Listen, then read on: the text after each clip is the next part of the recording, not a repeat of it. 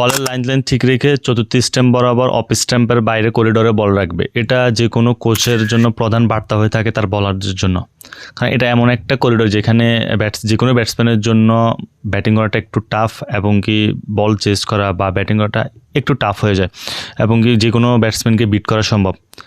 তার জলযন্ত্র প্রমাণ পাওয়া যায় জর্জ বাটলারকে দেখে। তিনি নিঃসন্দেহে একদম ওয়ার্ল্ডের টপ ক্লাস একজন ব্যাটসম্যান, এবং কি লেজেন্ডারি একজন ব্যাটসম্যান বলা যায়।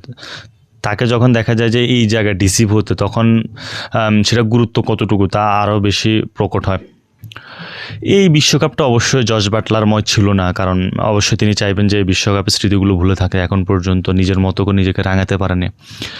এর পাশাপাশি নতুন একটা যে উইকজোন, তার একটা উইকজোন বের করা গেছে, সেটা হচ্ছে যে অফ স্ট্যাম্প করিডোরে এই জায়গাটায় নিয়ে তাকে বারবার দেখা যাচ্ছে এই জায়গায় ডিসিভ হতে।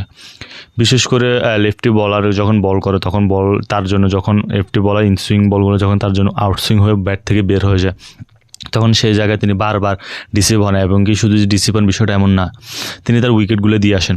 ব্যাটসম্যানদের জন্য এই জায়গায় বলগুলো খেলতে এত বেশি টাফ হয় কেন? কারণ সচরাচর এই জায়গায় বল কিন্তু এক্সিকিউট করাটা একটু টাফ।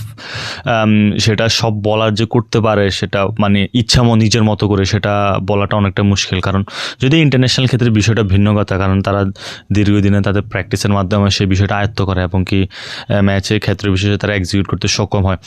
এই জায়গার বলগুলো অনেকটাই গুড লেন্থের বল হয়, এবং কি ব্যাটসম্যানদের জন্য সেটা চেস করা বা ব্যাটিং করাটা স্বাচ্ছন্দ্যের হয় না। এর পাশাপাশি ব্যাটের এই যে লাগার সম্ভাবনা সবচেয়ে বেশি থাকে, এর সাথে নিজের উইকেট দিয়ে আসার সম্ভাবনা অনেক গুণ বেড়ে যায়, সেটা বিশ্বের যত ভালো ভালো ব্যাটসম্যান হোক না কেন।